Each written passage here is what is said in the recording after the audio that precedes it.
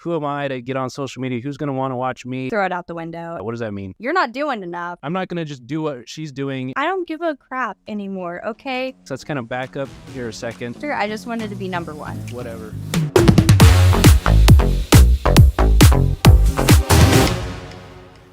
Well, I'm Sable. I ended up starting OnlyFans because I ended up doing Twitch for like a year. And a lot of my friends were like, you should just kind of go into OnlyFans. I don't know why. It wasn't in a weird way either. Because like when I say that, they're like, oh, what did they want to see? But no, not at that like that at all. But they like heard a whole bunch of girls like making a whole bunch of money. And also like ambitious girls actually making it like big. And I've always been kind of ambitious. I've always done sales, like ever since I became an adult, even before. I actually did door-to-door sales for like 2 years, and I was number one in both companies I worked for. So they were like, well, this is kind of like sales, but a little like spicy. So I think you'd be really good at that. And I started building up a brand on Twitch through gaming. And then I only streamed. Like, I didn't do really any social media work. I tried to do YouTube here and there. But then I took like 2 months and really pushed on my socials, doing like photo shoots and whatnot. And then I did a hard launch in June. And I just kind of been doing OnlyFans since then. I think like the fact that you've done door-to-door sales, I think gives people, anybody who's done that kind of sales has like a huge advantage, because just the fact that you have to spend so much time in the face of rejection and people just slamming the doors in your face and stuff like that. I actually did door-to-door sales for a couple years doing home improvement, like basically pitching, energy efficient windows and stuff like that. What were you doing? I did energy, like gas and electric supply. So like the green, eco-friendly, like gas and electric. So that's like. Do you feel like just kind of that exposure therapy of getting so much rejection in that kind of job, do you feel like that gives you an advantage? Oh yeah, definitely. Because there'll be guys that will message me, especially like on Instagram or Twitter or whatever, and be like, you're not good enough for this or blah, blah, blah. I don't give a crap anymore, okay? After all my door-to-door sale training, with the whole rejections and stuff, I really can take anything and just throw it out the window. It's not a big deal for me. And then, so you were kind of doing sales. Were there any other like, side hustles or little business type things that you were doing before? Ever since I can remember, I've been a side hustle like girly. Like even when I was a kid, I would like pitch my own parents, like, oh, get me this like nice phone or whatever, and I do a whole sales pitch to them. I've always been on side hustles like photography. I even sold like little like bracelets growing up that I made like at school. I've always been like side hustle. I don't know like why, but I've always been like that. I want to say like Girl Scouts. Okay, that sounds so like bad, but like, when you sell the cookies, like that was like my first time. Oh, if you sell so many cookies, you're gonna get like this random poster. I didn't even care about the poster. I just wanted to be number one. Like that sounds so like bad of me, but I've always been like a go-getter and I want to prove people wrong. So overall, like the last 2 or 3 years, my drive's just been, I want to prove people wrong. Like I am something and I want to build on that. And I think that's what kind of has brought my entrepreneurship out, is just the drive. I wake up every morning and I'm like, I have to prove this person wrong. And also I have to prove myself wrong, because like a lot of times I'm like, oh no, I like don't deserve what I have. I haven't worked hard enough, but I have to like push through that, Well, you've brought it up in the group before, is this whole idea of, imposter syndrome and things like that. Which for the people that don't know, first explain what is that? What does that mean? So imposter syndrome, for me at least, is you are working like super hard. You are hitting your goals. You are like thriving, okay? But for some reason in your head, you've gotten wrapped up saying you're not doing enough. You're not doing good enough. You don't deserve what you have. just random stuff like that. Kind of like an intrusive thought, but like you're really tearing yourself down. The numbers are there. You can look them like right here. I can look and be like, yeah, I'm hitting my numbers. But like for some reason, my mind's like, no, you're not doing good enough. So you need to work harder. And then you actually just burn yourself out. So that's kind of what imposter syndrome is for me. And then you just kind of feel bad. Like, so I've really had to like kick my butt with that and be like, no, I am doing good. And my husband's been very supportive on like being like, no, you're doing great. Like, just look at this. You're doing so much better than last month. So Yeah. And I think it's, I think, and even for the creators that are, they're just starting out, they're not getting any results yet. They have a lot of these kind of like limiting beliefs, like, who am I to get on social media? Who's going to want to watch me? Like all these kind of thoughts like that. So for the creators that are like, just getting started, or they don't really have results yet, and they're maybe having some of these limiting beliefs or imposter syndrome, do you have any like, mental hacks or tricks that you use to kind of overcome that? yeah, I also like to listen to a lot of podcasts kind of like this. I've binge watched all these, but I also like to watch other like OnlyFans models and creators, like their like the 6-month update or the month update, of what they're doing, and kind of see like it took them a minute to like climb. So you're like, okay, you're not struggling, you're fine. Just keep working and you'll be fine. Were there any situations where you were really kind of beating yourself up and you were having trouble like getting out of that mindset? Yeah, I definitely have been feeling it the last week or so. I don't know like if we're going to touch on this later, but I ended up having a couple reels go viral, and the explosion it has had on my OnlyFans has really made me like, where'd this all come from? And also the biggest fear for me is it's all going to go away tomorrow. So like, I guess imposter syndrome for me also is like the fear of just, it's gone. You know what I mean? Like it's here, but it's already gone. So I think the last week or so, especially since I've been sick and I haven't been able to make any content, I've just been reposting stuff and repurposing things. I'm like, I'm not making good stuff. Like I'm not making top grade stuff. Why is this going viral? Why am I gaining? And then like people keep commenting, or they text me and be like, I love your content. I'm like, I'm so glad you love it because I thought it was shit, but that's great. So I think overall this last week has been a lot, but like doing this podcast has definitely been like I made it. You know what I mean? Like people are asking for my opinion, and I just love that because I really want to help people. So but you had a pretty fast rise to fame, kind of, because when you first joined the group, well, just to give everybody some context, let's kind of back up here a second. When you first joined the group, where were you at then, and where are you at now? So when I first joined the group, I moved. I bought a house, and I took about 3 weeks off of OnlyFans and social media. I did not plan to take that long, but I was very burned out. The moving was very emotional. We've had a lot like of high emotions for the whole move. So I took a 3-week break. And when I joined the group, I was losing hard. I like lost like 250 subs, like, cause I took a 3-week break off. I think when I first joined the group, hold on, I think I joined in September, October. I was like an 8%. I'm going to safely say that.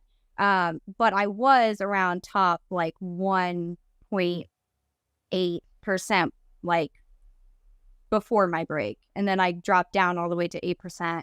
And then today I actually just hit 1.1%. So I'm back and some. So nice. It's taken about a month. Wow. And so, okay, so you already had kind of a decent little infrastructure built. Right. But just for people that are new and they don't really understand what relation the percent means. Right. In terms of dollars, how much are you making at 8% versus how much are you making at 1.1%? Okay. I'm going to give you the exact numbers because like I have it all right here. Okay, so in October, I took my big break. I took like 3 weeks off, and I made $3,500 after OnlyFans took out, so around 4,400. And that was like, I wasn't doing anything for October. I wasn't posting. I kept getting people like tipping me to pay like for stuff I already had like on the site. But like I wasn't on my phone at all for like October. And then for this month, for November, which we're almost done with, last night I just hit $12,000 after OnlyFans took out, so $15,000 before OnlyFans takes out.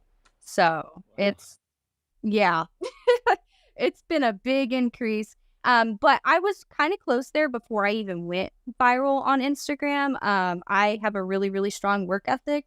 And so as soon as I went back, I started back on like a Monday, and I was like working 12 hours a day, shooting content, planning content, YouTube videos, everything. So. And you just started going viral recently on Instagram. By the way, if you want to learn the best systems and strategies to grow your social media and really level up your skills to get more fans consistently, be sure to check the link down in the description below, or you can scan the QR code on the screen here. Remember, average skills are going to give you average results, and average is not going to pay your bills in this business. It's up to you to master these skills and learn how to properly promote your account if you want to see real long-term success in the business. And now back to the podcast. Which is another kind of big thing. As soon as creators start going viral, you start to see a lot of haters in the comment section. So tell me kind of how you deal with that. I mean, it typically comes from kind of like, a lot of the red pill community that seem to be the modern day, witch hunters of the comment section. Yeah. Everything like that. You must have really looked at my Instagram posts then, huh? Well, it seems to be a pretty common theme among everyone who goes viral. But tell me about that. A lot of creators have a really tough time dealing, as soon as they go viral and they start getting all the hate, it starts to really mess with them mentally. So how do you kind of deal with that? I mean, obviously the door-to-door probably helps a lot, having dealt with that kind of rejection and stuff in the past, but how do you kind of deal with that? Definitely. I've gotten it a lot last week. And honestly, like when people talk about haters, I thought it was going to be a lot more, like not like trying to discount what other people go through. But there's always a block button. Like I want everyone to know there's always a block button. You can block the haters if you really like to.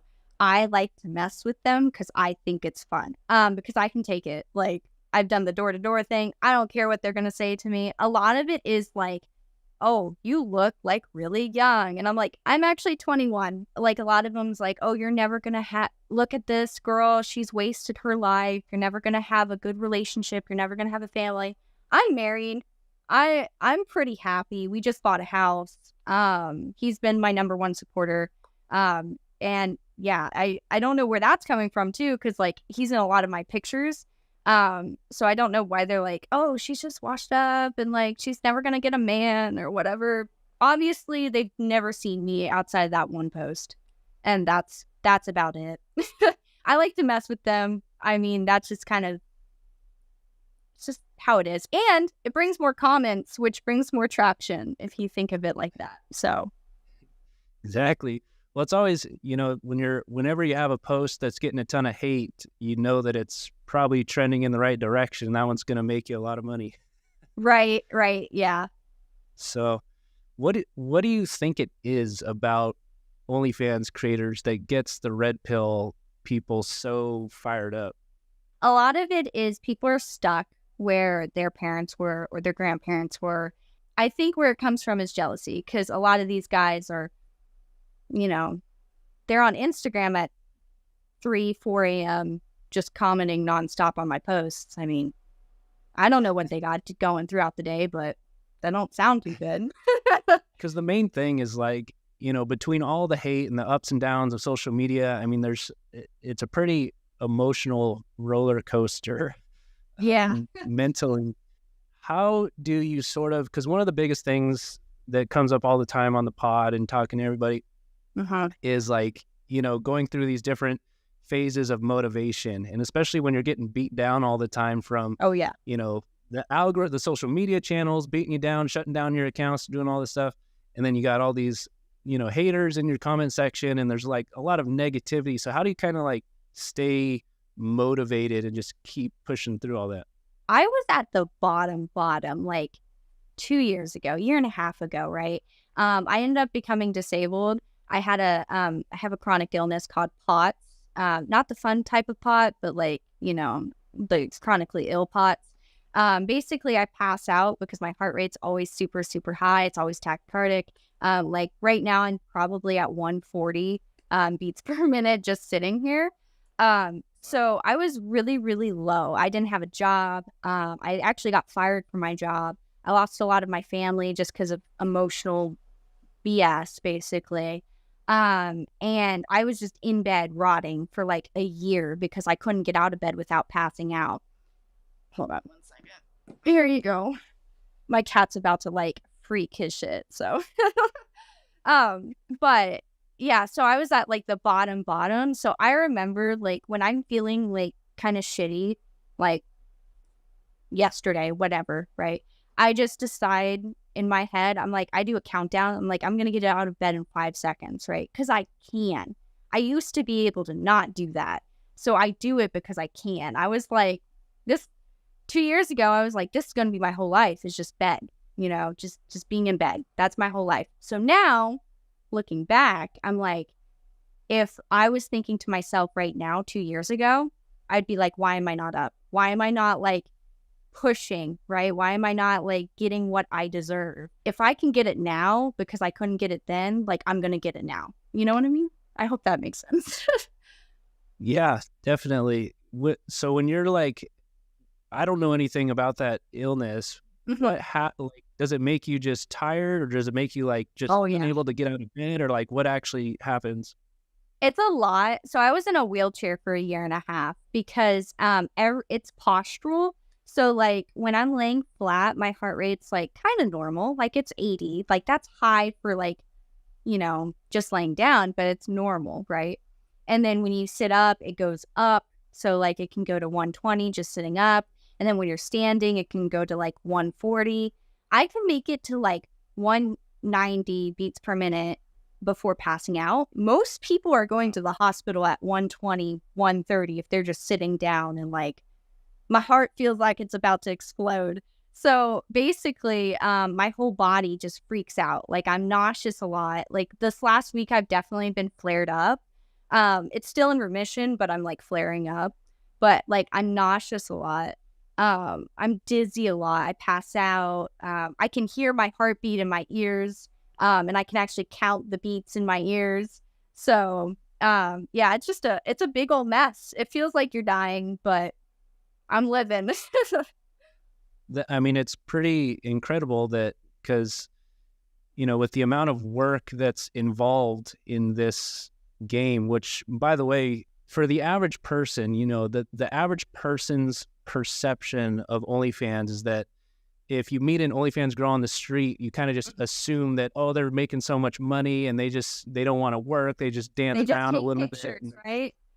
Yeah. Yeah. So what would you say for the people that don't kind of understand everything that goes into sort of the back end of OnlyFans? What would you say to the person who's like, oh yeah, it's for lazy people that don't want to work. They just want to sit around and take pictures all day. What would be your response to that? So I actually, we went out with a couple friends the other day, and there was a guy that actually, like, I told him what I did because I'm not shy about it. Like, I told him what I did, and he was like, like, all you do, I wish I could be a girl. I wish I could just take pictures and get money. And I'm like, it is so not that, which people think, oh, you're just scheduling out a couple posts. No, if you're posting on Reddit, you're posting like 50 to 70 times a day on Reddit alone. And then you got tweets you got to do. You got TikToks. You got Instagram Reels. And all those you're posting at least 5 times a day. So it's like, it's a lot. And then you also have conversations with your fans that are going on throughout the whole day. It's not just like, oh, at 5 o'clock, everyone's going to start texting. No, it's throughout the whole day. And then if you're not on top of that, then people are like, oh, where are you? And then you also have Instagram DMs or Twitter DMs. I don't mess with those anymore because they're so flooded. And I'm like, I'm sorry, I can't. I just physically cannot give more time to anything. So I think overall, people don't understand the amount of time you actually take to do this job. It came up on one of the previous pod episodes, I think with Leah, because she's kind of done both sides. She's kind of done like, you know, the real jobs, welding and all this kind of stuff. And then so I asked her, you know, what do you think is more difficult? And she's like, that's not even a question. Like OnlyFans by far without question, because in the context of a normal job, you go to work, you show up, you do your 8 hours, and then you can just turn it off after that and just hang out and do whatever. When in this kind of arena, there is no 9 to 5. It's, you know, at least 12 hours a day, all day with all just the different things. But how do you kind of like, because that's one of the biggest struggles with most creators is sort of how to organize their time, what to spend their time on, how to prioritize things. So kind of, well, I guess starting with the strategy side of things, take us through kind of your schedule in terms of marketing. What are the main things that you spend your time doing? The main things are posting. So I try every morning, like when I first like wake up, because I have to take a couple minutes. Like I cannot jump out of bed right away. But when I first wake up, instead of doing the typical scroll on your phone like everyone else does, I instantly start posting onto Reddit. I have a whole list of subreddits I post in, and they're about 50. I want to say 50. And I go through them. I don't post on every single one because some of them are very picky and they're like, you can only post once a day. And that's a hassle to even like, people don't understand posting on Reddit is such a hassle because you got to make sure you're abiding by all their rules. So I take that and I post every morning. After that, I get up, kind of do my breakfast, do whatever. I actually filmed a little morning in my life of what I do. And that was fun. A lot of people think I do totally different things, like very luxurious things. I don't. I do everything that everyone else does. So then after that, I have my breakfast and then I start shooting content because my husband's actually working around that time, and I get embarrassed like shooting content when he's in the house because I'm like, no, don't look at me, like, no, stay away. So when he's at work, I shoot content, and then I'm kind of like answering DMs throughout the whole day, but other than that, I'm scheduling posts. And at 5 o'clock, I decide to start posting on everything else. So like Instagram, Twitter, Reddit. That's usually what I try to do at 5 o'clock because that's when people are starting to get on their phones because they're home, at least for like Eastern Standard Time. But, you know, that's kind of what's been working. But recently, because of Katie, I think she just changed her username, right? She told everyone, you need to start posting on your stories, like throughout the day, just random stuff. And I was like, why? That's not going to get me discoverability. Like, people aren't going to look at my stories. But then I started doing it. And then I started realizing, like, when you post on your story, you are the first circle that comes up on someone's following feed for at least, like, a couple minutes. And people be like, oh, I followed that girl from a reel. What's she up to? And, like, they'll click it. And it's just been the biggest, like, boost to my Instagram, too, is just posting on those stories. So overall, throughout the day, I guess to answer your question, for marketing, it's kind of an all-day thing. Like, I post during the morning, but through the day, I post on my Instagram stories. And then at night, I'm posting on Reddit and all the other ones again. So kind of an all-day thing. I grind a lot.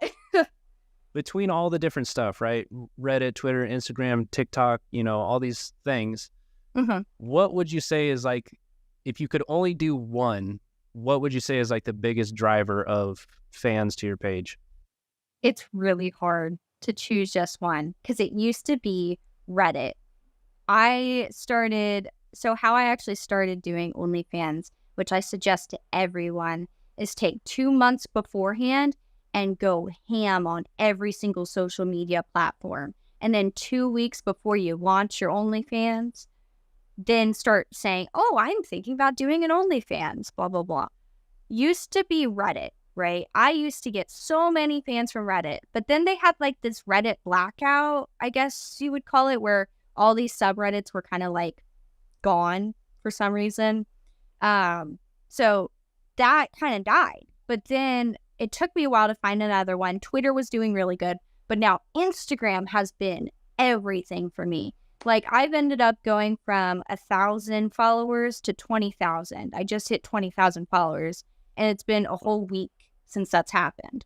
So Instagram is what my choice would be now, but I don't know what's going to happen to Instagram in the next couple of weeks. And that's kind of a big struggle with creators is you have to constantly be finding the next best thing, because you don't know when your good thing right now is just going to become nothing in like a month or two. So for you, is there any certain style or type of content that you've noticed to work over and over, or is it kind of just random stuff, slot machine? I post a lot of like jean content, like jeans, like pants, and like booty. I don't know if I can say that on YouTube, but like I'm saying it. Booty jeans, like make your booty pop and post it on a reel, and it's been immaculate. But another thing is just me sitting here, and I'd be sitting here and I'd be doing this like that, put it on Instagram reel, have the go on Instagram, you can actually find like viral sounds, put the sound over it on a video. That's kind of all I've been doing. I have a couple hashtags that's helped, like models or jeans, jean content, stuff like that. But another thing that's been really helping is making sure you're writing like a whole story in your caption. Like, you want to be asking them questions. You want to tell them what you did today. Even if it's kind of not relative to the video, you're going to be like, I'm having such a great Thanksgiving. Thanksgiving's the keyword there. You know what I mean? Like, people are searching for Thanksgiving this last week. I'm having such a great Thanksgiving. What are you doing for Black Friday? Another keyword. It can be random stuff if you really like it to be, but I know what my fans have been liking. And it's just like a little, just that. Like, it's a little bit more advanced, but basically that. I think it's easy for creators to get really discouraged, kind of going back into what we were talking about before. When they see somebody like you who's getting a ton of views on that type of content, they try to do it themselves. It doesn't really work for them. And then they start beating themselves up. Oh, I don't look right. Nobody wants to watch me, all this kind of stuff.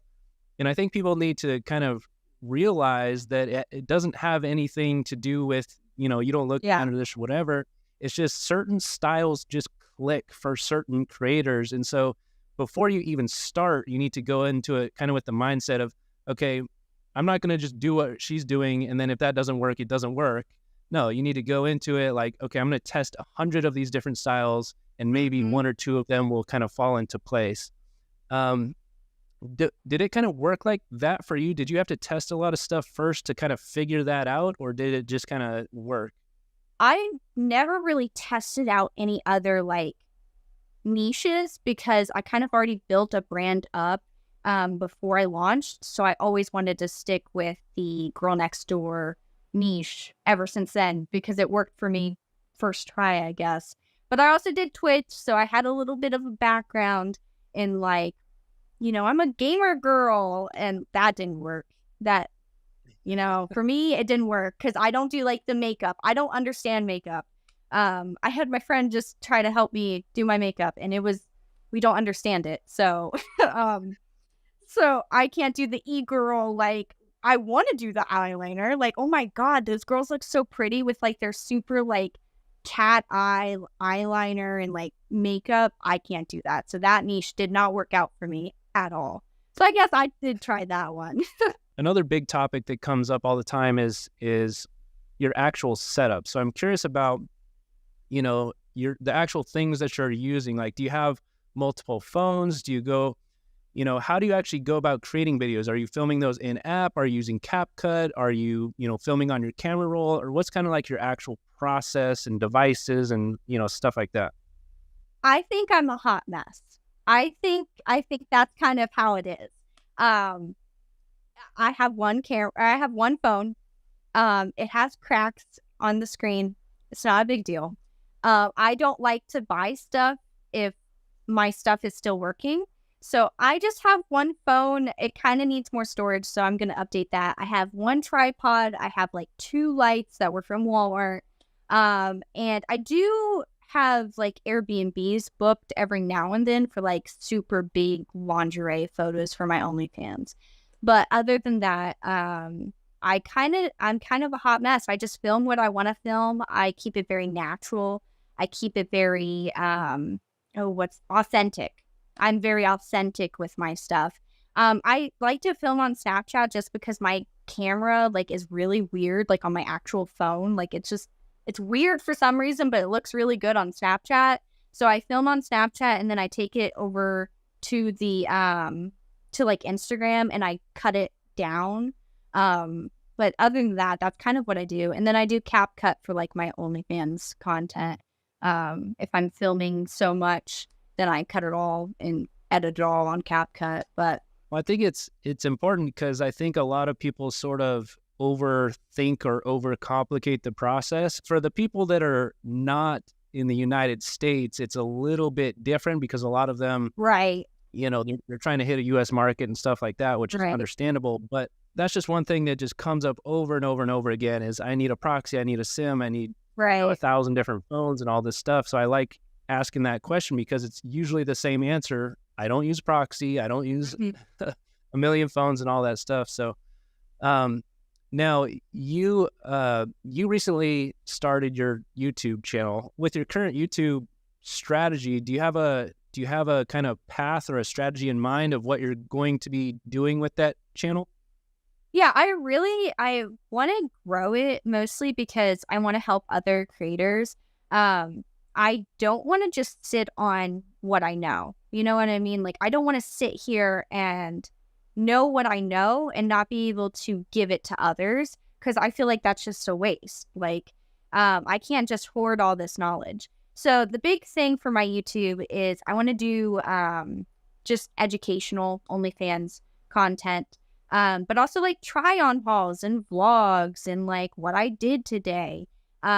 Just kind of like throwing everything out there and just posting, because I used to be like, oh, I have to make this really well production of videos and I have to edit them perfectly or no one's gonna watch them. And I'm like, you know what, as long as I'm getting content out there instead of stressing, like just make the content and post it out there. Yeah, I think one of the biggest things with YouTube is most people in general don't like the way that they sound on camera. They don't like the way that they look on camera. They get, self-conscious. Was that a thing for you, or were you just kind of like, whatever?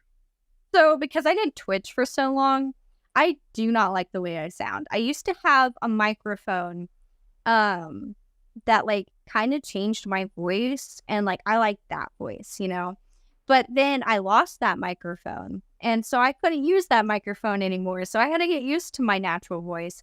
But then also doing OnlyFans, so many people are like, I love your voice. I love your accent. I'm like, I don't have an accent. What are you talking about? But they're like, I love your voice. And I'm like, okay. Like, thanks. So I've kind of just like learned how to like, I don't know, people like it. So just keep it, like, and if they don't like it, fuck them, like you can bleep that out too if I'm not allowed to say that. But yeah, don't give a crap if people don't like your voice. Like, I don't even think people think about that. I mean, it's pretty common that we are our own worst critics, and nobody else thinks that way in terms of, I don't like my voice, but nobody else gives a shit about it. You know what I mean? Yeah, so exactly. Not usually the case most of the time. Another kind of thing that's a hot topic right now is like all of the OnlyFans alternatives. So do you use any of the alternatives like Slushy or Fansly and all this kind of stuff? It's very difficult because like I've tried slushy. I know that people are like, slushy's so good. You need to just like jump and do it. And I'm like, I love it. I love it because I'm growing on there, but it's just so much of a pain because I don't like the way their vault system's laid out. I also, because of OnlyFans having a vault, I deleted like a lot of my content because it's already on a vault on OnlyFans to like save storage.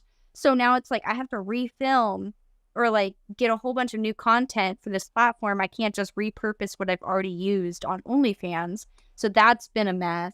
Also, their scheduling is just not like, it's a lot. It's a lot extra on top of what I'm already doing. But I really do want to get on that. I know Snapchat's also been like a thing that's been talked about. But I'm so happy and comfortable on OnlyFans, and I'm just living where I am right now. Like, I'm not going to add anything extra on me right now. Maybe in another month, but like, I'm happy where I am. So I'm just going to stay here for like another month and get like settled into my new house before I start adding a whole bunch. So, yeah. Well, I think the biggest, like the thing that I always try to kind of explain is it's not so much about all the cool little features and it does this and it does that. At the end of the day, most users understand OnlyFans. They already have their credit card linked up with OnlyFans. And when you're trying to kind of promote these other sites, the problem is most people haven't heard of them. They have to put in their name, they have to put in their email, they have to put in their credit card, they have to do all of these things just to get a subscriber, versus if you're sending somebody to OnlyFans, they click one button and that's all they have to do, because most people already have an account. And so I think a lot of people get caught up with, Slushy does this, or it has this feature, it does that and this and this and that. Well, that's great, but at the end of the day, it's still extremely hard to get subscribers on a lot of it's overwhelming too. It adds a lot of work to your plate. So you have to kind of, you have to weigh out the pros and cons. Here's how much extra time I now have to spend versus, how much money is that actually making me and all that kind of stuff. So it's, I guess, it's just kind of one of those things where you have to weigh out the pros and cons. But personally, I think it's more effective to do what you're doing and just, focus specifically on what's getting the most results, which is OnlyFans as of right now. Now, do you have like, with OnlyFans, is there any other businesses on outside of OnlyFans? Like, is this a means to an end for a future goal, or is OnlyFans kind of the main thing? Well, my future goal is actually to go into like investing in properties. Me and my husband are very like entrepreneur. So he does truck driving for a concrete plant.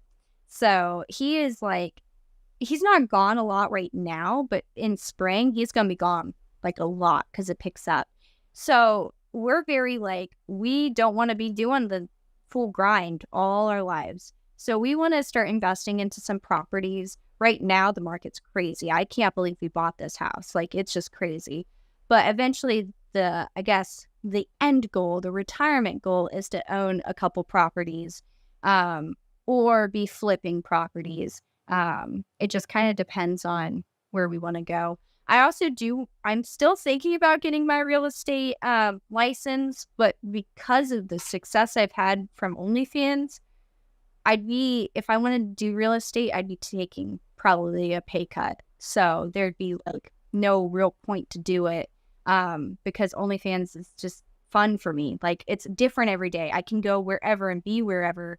And I hated I love doing door-to-door sales. I actually was never like the person that's like, I hate this. But I also did hate it because I had to be outside no matter what from these times. I couldn't do it any other time.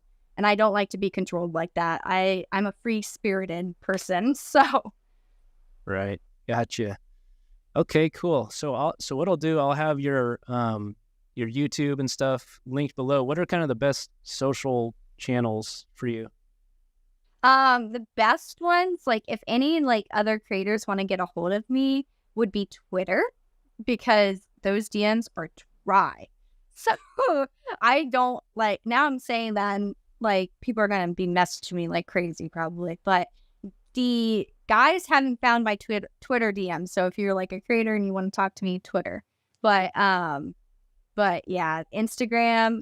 If you want to check out what I'm doing on Instagram, great. But no one can get a hold of me there. I also do have an email, a business email, if anyone's willing to really reach out. I do kind of want to start a mentorship program. People have been asking me to do it, and I've been really thinking about it. So if I get a couple other creators that are really interested in doing it, I might pull the trigger and actually go through with it. Awesome. Okay, and then so the last question I always finish off with everyone, if you could give your younger self one piece of advice, what would that be? It's going to be okay. I worried a lot. Like, you're going to get out of the bed, you're going to get going, and you're going to make a shit ton of money, and it's all going to be worth it. And everyone who has made you sad is going to be really, really upset that they didn't stick with you.